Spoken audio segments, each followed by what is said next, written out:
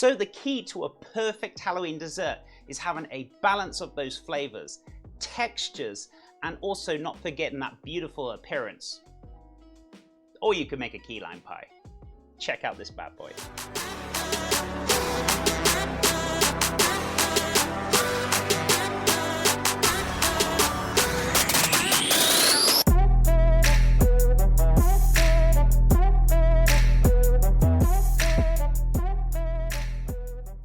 So we're taking that key lime pie to another level, or shall I say spooky level.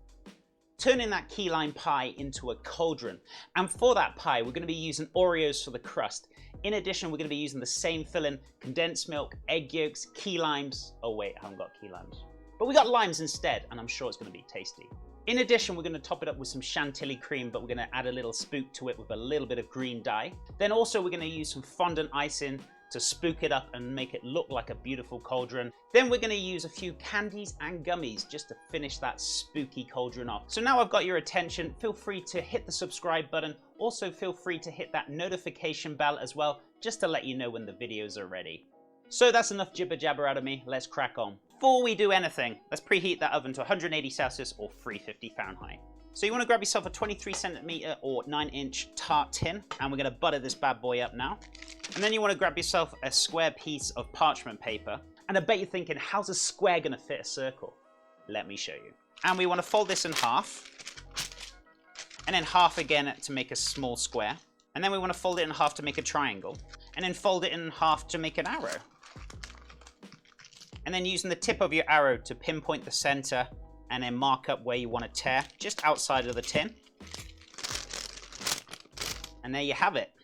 It's witchcraft, I'm telling you. And then you just want to carefully push the parchment paper down all into the nooks and crannies and the spaces, making sure that parchment paper is nice and tight into the tin. So once that's ready, set that aside. Oops. And we'll start making that crust. So for your Oreo crust, we're going to need a food processor, or alternatively, you could use a freezer bag with a rolling pin. That's why I'm sticking to the food processor. So we're going to need 24 Oreos, or we're going to need 2 cups or 268 grams.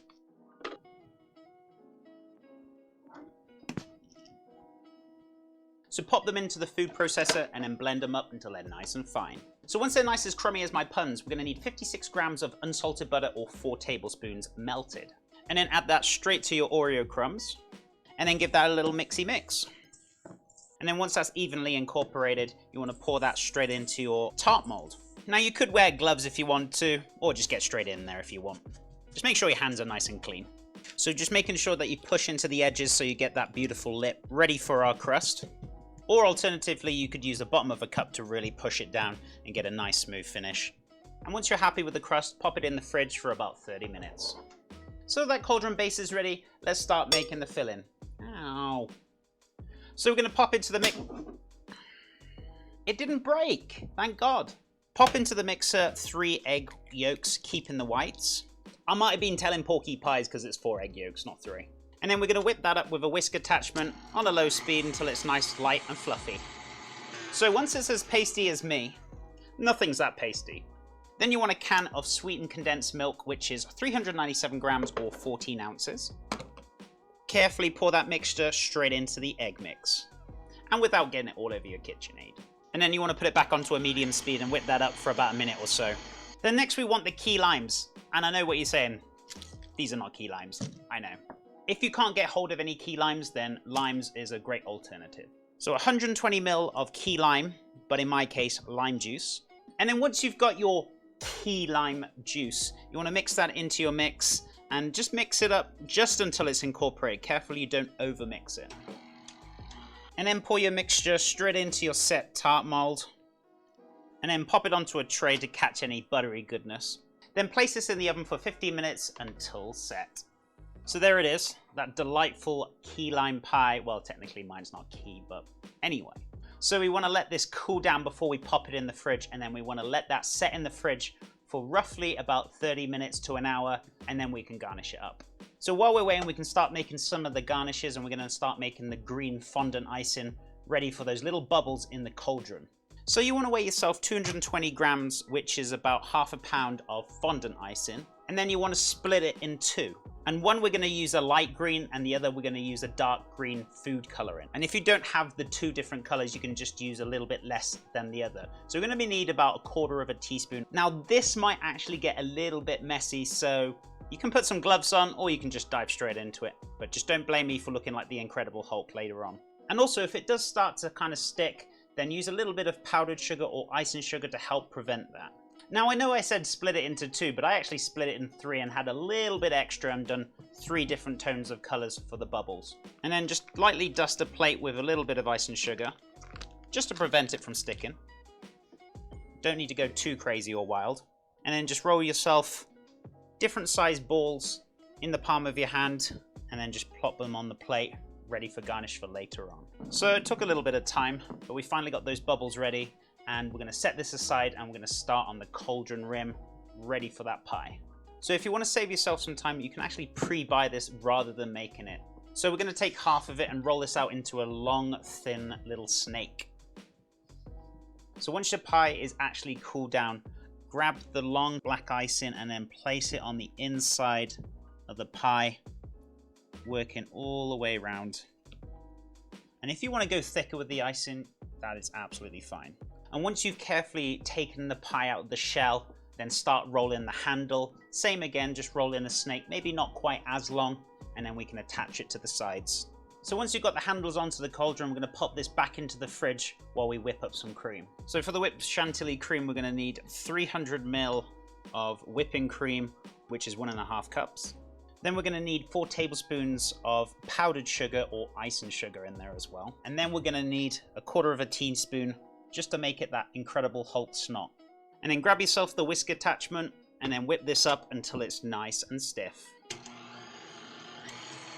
So once this is nice and thick, we're going to pop this into a piping bag with a thick nozzle.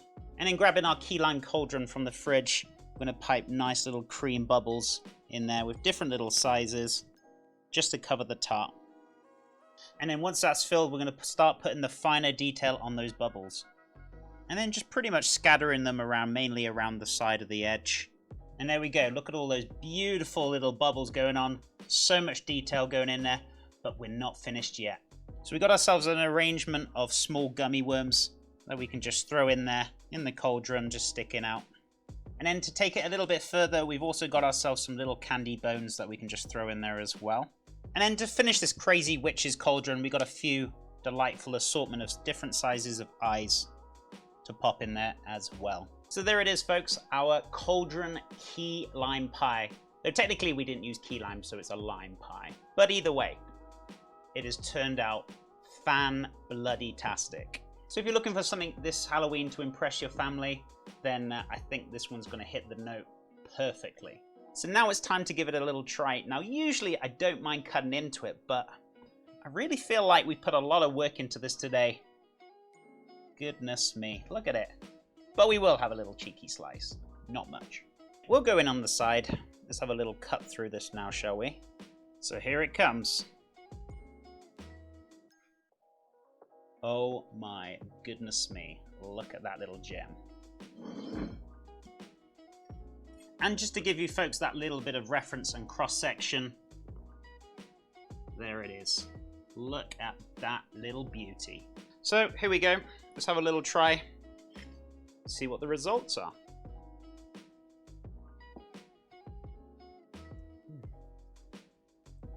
Oh wow. That key lime pie, or shall I say lime pie, is nice and silky, smooth. Got the nice little tang to it with the sweetness just balancing it out right. And then that Oreo crunch on the outside for the crust. And then that light whipped cream just folded through. It's a delight. Now you don't want to eat too much of this, otherwise you will be pinging around the room due to the sugar content. But like I said before, if you're looking for a spooky treat, this is it. So that's all we got time for this week, folks. I hope you enjoyed that spooky key lime cauldron. Turned out an absolute little treat. And if you want to try out this spooky pie, the list of ingredients will be below in the description box as per usual. And if you enjoyed the video, feel free to give it a like or a dislike, and feel free to leave a comment And don't forget to hit that subscribe button if you haven't done so already. Much appreciated. Also, we will be back on Twitch Monday to Thursday next week, 10 AM Mountain Time, as per usual, cooking live with some delightful spooky dishes, so make sure you come and stop by.